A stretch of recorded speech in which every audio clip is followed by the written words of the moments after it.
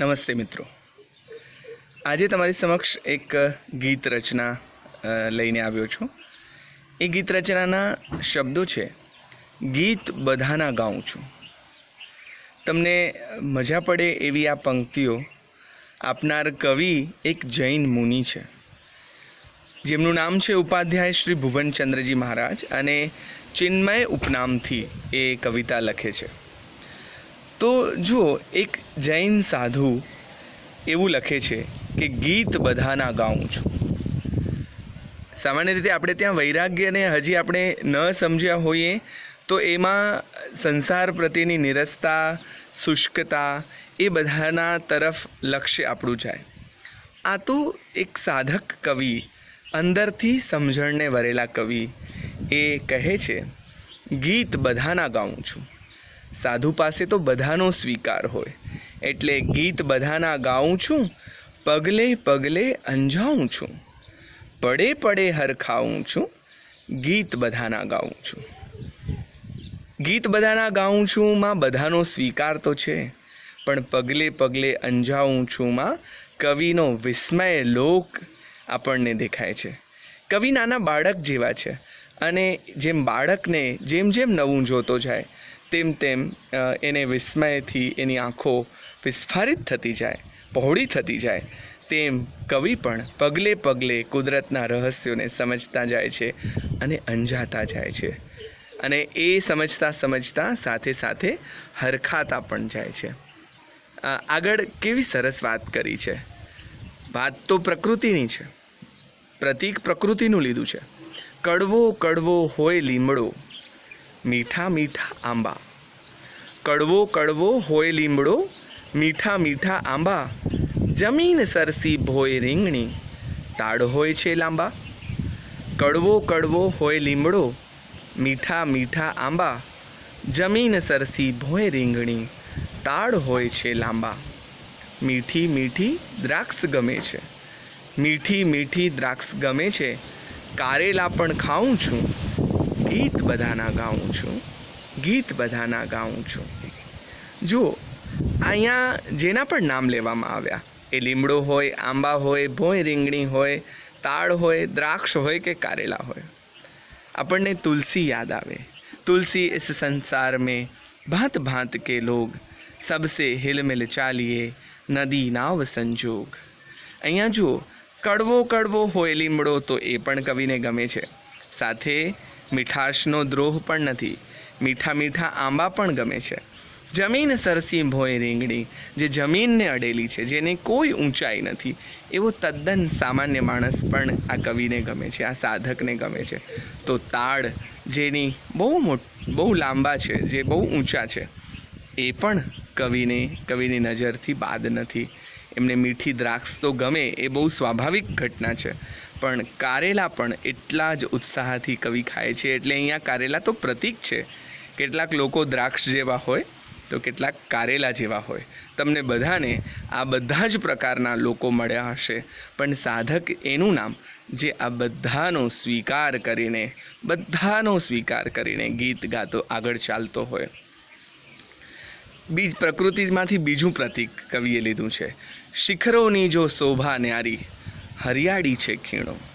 ઊંચાઈ અને ઊંડાણ બંને કવિને ગમે છે. શિખરોની જો શોભા ન્યારી, જો ઊંચા છે તો એની શોભા છે, તો હરિયાળી છે ખીણો. ઊંડી છે પણ સામે હરિયાળી છે. પડઘમ વાગે ઘેરા નાદે, સૂર વીણાનો ઝીણો. કોઈ ઘેરો નાદ પડઘમ વાગે છે જબરદસ્ત, તો વીણાનો ઝીણો સૂર પણ કવિને ગમે છે. કવિને રીમઝીમ વર્ષા પ્યારી લાગે. જો કેવી સરસ વાત એક જૈન સાધક કવિ કરે છે કે રીમઝીમ વર્ષા પ્યારી લાગે, પરસેવામાં નાવું છું. આગળ જેમ આપણે કહ્યું તું, મીઠી દ્રાક્ષ તો કોઈને પણ ગમે, એટલે એવી બાબતોનો સ્વીકાર કે એના પ્રત્યેનો પ્રેમ, લગાવ એ તો આપણને સ્વાભાવિક લાગે. પણ અહીંયા રીમઝીમ વર્ષા પ્યારી લાગે સાથે સાથે કવિ પરસેવામાં પણ એટલા જ આનંદથી નાય છે. ગીત બધાના ગાઉં છું, ગીત બધાના ગાઉં છું. કવિ ખુલ્લો ઇકરાર કરે છે. જુઓ આગળ, સૂરજને જો ચાહું છું, સૂરજને જો ચાહું છું, તો તારાનો પણ ચાહક છું. સ્વયં જે પ્રકાશિત છે એને તો ચાહવું બહુ સ્વાભાવિક છે, પણ બીજાના પ્રકાશે પ્રકાશિત થતાને પણ હું ચાહું છું. અહીંયા ચાહવું એ જાણે પ્રધાન ગુણ હોય કવિનો, એમ આપણને લાગે છે. હું ચાહું છું સુંદર ચીજ સૃષ્ટિની, ને જે રહી અસુંદર તેને કરી મૂકું સુંદર ચાહી ચાહી. એવી જે સુંદરમની પંક્તિઓ છે, આપણને એમ લાગે કે આ કવિની અંદર કેટલો બધો પ્રેમ ભરેલો હશે, કેટલા બધા એ પ્રેમ, મૈત્રી, કરુણાના ભાવોથી ભરેલા હશે. જગતના જીવ માત્ર પ્રત્યે કોઈ પણ તત્વ એવું નથી કે જેના પ્રત્યે કવિને દ્રોહ હોય, દ્વેષ હોય. છે તો બધા માટે પ્રેમ, પ્રેમ અને પ્રેમ છે. બધું જ ગમે છે. સારું નરસું આપણે એવા વિવેક કરીએ છીએ, અથવા તો આપણે એવા ભાગ પાડીએ છીએ. કવિને તો બધું જ ગમે છે. કવિ કહે છે, સૂરજને જો ચાહું છું તો તારાનો પણ ચાહક છું. કોકિલ કૂજન મને ગમે છે, નીરવતાનો સાધક છું. કોકિલનું કુંજન એ ગમે, પ્રકૃતિનો સાદ ગમે, કોઈનો રવ ગમે, તો નીરવતા પણ કવિને ગમે છે.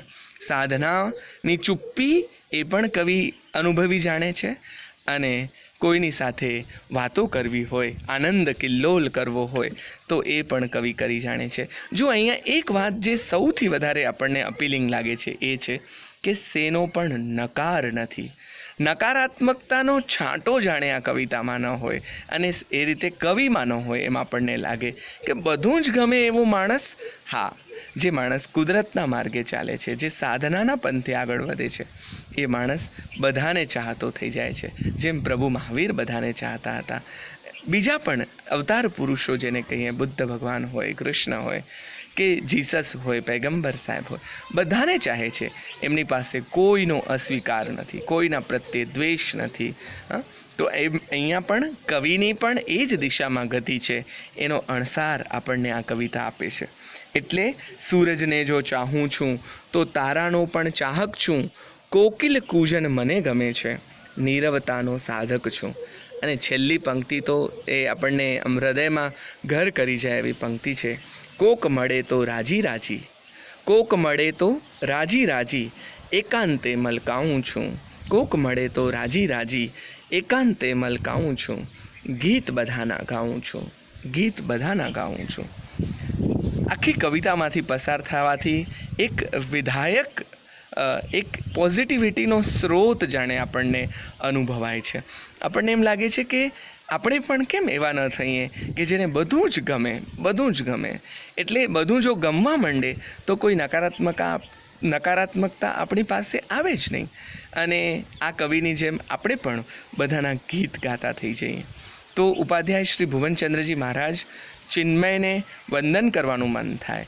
આપણને એમ થાય કે આવી સહૃદયતા બધાને મળજો, આવું ભાવ જગત બધાને મળજો, જેમાં સૌના ગીત, સૌનો સ્વીકાર, સૌ પ્રત્યે પ્રેમ ભાવ અને માત્ર ને માત્ર આનંદથી છલકાતા હોય એવા કવિને વંદન કરીને આપણી વાતને અહીં આ કવિતા તો એવી ચીજ છે, એવું તત્વ છે કે જેની ચર્ચા અનંત હોય. પણ તમારા બધા જેવા ભાવકો માટે આગળ એનો વિસ્તાર કરવાની વાત મૂકીને અહીંયા આપણે વાત સંકેલીએ છીએ. આપણે બધા પણ બધાના ગીત ગાતા થઈએ અને જીવનમાં સૌનો સ્વીકાર કરતા થઈએ, તો આ કવિની કવિતા સાર્થક થઈ ગણાશે. પ્રણામ, સૌને નમસ્કાર.